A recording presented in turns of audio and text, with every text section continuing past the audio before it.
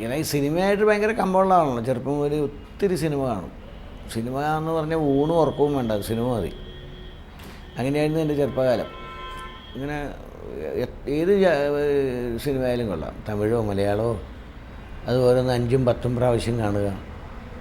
അത് ആക്ഷൻ പടമൊന്നുമില്ല കേട്ടോ, എല്ലാത്തരം പടങ്ങളും കാണും. സിനിമ എന്ന് പറഞ്ഞാൽ അത്രയും ഇഷ്ടമായിരുന്നു. അതുകൊണ്ടൊക്കെ ആയിരിക്കണം ഉള്ളിൽ. പക്ഷേ ഞാനങ്ങനെ സിനിമയ്ക്ക് വേണ്ടി ആരുടെ പുറകിൽ നടന്നിട്ടൊന്നുമില്ല. അങ്ങനെ വിപിൻദാസിനെ ആക്സിഡൻ്റായിട്ട് മരിച്ചുപോയില്ലേ സിനിമാറ്റോഗ്രാഫർ. അങ്ങനെ പരിചയപ്പെട്ട് അങ്ങേരായിട്ടുള്ളൊരു സമ്പർക്കമാണ് സിനിമയിലേക്കൊരു ടേസ്റ്റ് കൊണ്ടുവന്നത്. അപ്പോൾ അന്നേ ഞാൻ കണ്ട ദിവസം ഞാനൊരു കഥ ഉണ്ടാക്കി പറഞ്ഞു മൂപ്പരോട്. മൂപ്പര് ഉഗ്രനാണെന്ന് പറഞ്ഞ കഥ. അങ്ങനെ ആ കഥയ്ക്ക് അന്ന് വൈകുന്നേരേക്ക് അഡ്വാൻസും കിട്ടി. അത് പെരുമ്പടവും ശ്രീധരൻ പറഞ്ഞ വലിയ റൈറ്ററിൻ്റെ സ്ക്രിപ്റ്റൊക്കെ എഴുതി ആ കഥയ്ക്ക്.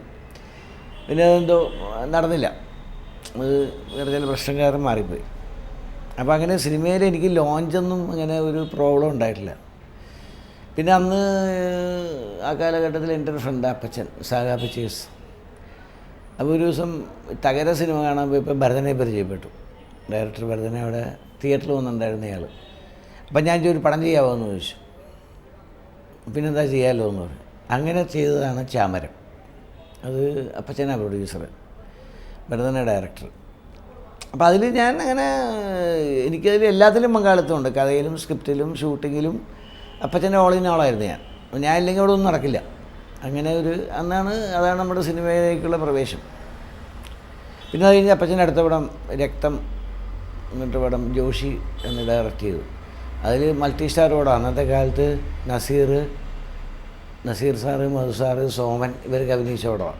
ഭയങ്കര മൾട്ടി സ്റ്റാർ പടം, ഭയങ്കര ഹിറ്റായ പടമാണ്.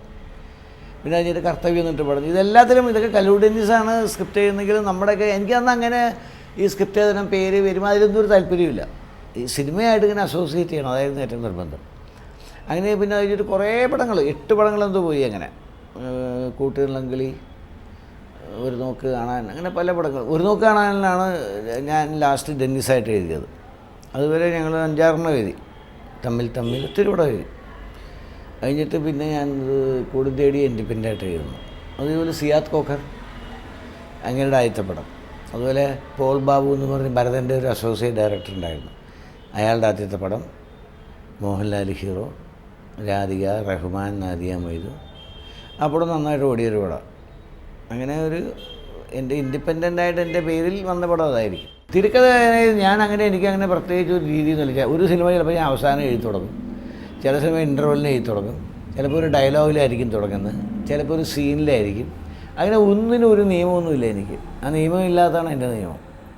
ഒരു സ്ക്രിപ്റ്റിനും അങ്ങനെ സീൻ നമ്പർ 1 അങ്ങനെയൊന്നും എഴുതാറില്ല.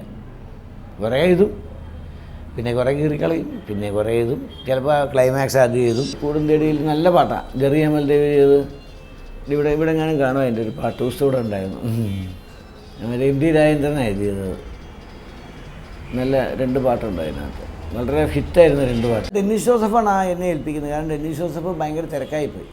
അപ്പോൾ മോഹൻലാൽ ഡേറ്റ് കിട്ടി, ആ സമയത്ത് അത് ഷൂട്ടിംഗ് തുടങ്ങിയില്ലെങ്കിൽ ഡേറ്റ് ക്യാൻസലായി പോകും. അരോമണി പ്രൊഡ്യൂസർ റെഡിയാണ്. അങ്ങനെയാണ് ഡെന്നിസ് ജോസഫ് എന്നെ വിളിച്ചു വരുത്തിയിട്ടാണ് പറയുന്നത്, ഇങ്ങനെ എന്നെ ഒന്ന് ഹെൽപ്പ് ചെയ്യണം. അപ്പോൾ ഞാൻ പറഞ്ഞു എനിക്ക് ഇങ്ങനത്തെ ഒരു കഥയൊന്നും എഴുതാറിയില്ല. രാജാവിൻ്റെ മോൻ ഇറങ്ങിയ സമയം അതേപോലത്തെ കഥ എഴുതാൻ എനിക്കറിയാനേ പറഞ്ഞു. ഞാൻ അങ്ങനത്തെ കഥയൊന്നും എഴുതിയിട്ടില്ല. അപ്പോൾ അയാൾ പറഞ്ഞു നിങ്ങൾ എഴുത്. എന്താ അയാൾ പറഞ്ഞു ഇങ്ങനെ ഒരു പൊളിറ്റിക്സിൻ്റെ ബാക്ക്ഗ്രൗണ്ടൊക്കെ പറഞ്ഞു. എനിക്കതൊന്നും എനിക്ക് ദഹിക്കില്ല, എനിക്ക് സുഖമായില്ല. അപ്പോൾ ഞാനിങ്ങനെ ആലോചിച്ചിട്ട് ഒരു അപ്പോൾ ഏതോ മാഗസിനിൽ ഇങ്ങനെ കണ്ടു. അതായത് ഈ ആജി മസ്താൻ, യൂസഫ് പട്ടേൽ എന്നൊക്കെ പറഞ്ഞ് വലിയ കള്ളക്കടത്തുകാർ അവരുടെ കാലൊക്കെ തൊട്ട് വീണ പൊളിറ്റീഷ്യൻ്റെയൊക്കെ ഏതോ ഒരു മാഗസിനിൽ ഞാൻ കണ്ടതായിട്ട് ഓർത്തു. ആ മാഗസിനൊക്കെ തപ്പിയെടുത്തു. അപ്പോഴാണ് മനസ്സിലായത് ഈ കള്ളക്കടത്തുകാർ രാജാക്കന്മാരെന്ന് പറഞ്ഞത് യഥാർത്ഥത്തിൽ ഒരു പീരീഡിൽ അങ്ങനെയായിരുന്നു. അങ്ങനെ അതിൻ്റെയൊക്കെ ഒരു ഐഡിയ വന്ന് കയറി. പക്ഷെ നമുക്കൊരു ഹീറോ ആയതുകൊണ്ട് അയാളെ 100% നെഗറ്റീവ് ആക്കാൻ പറ്റില്ലല്ലോ.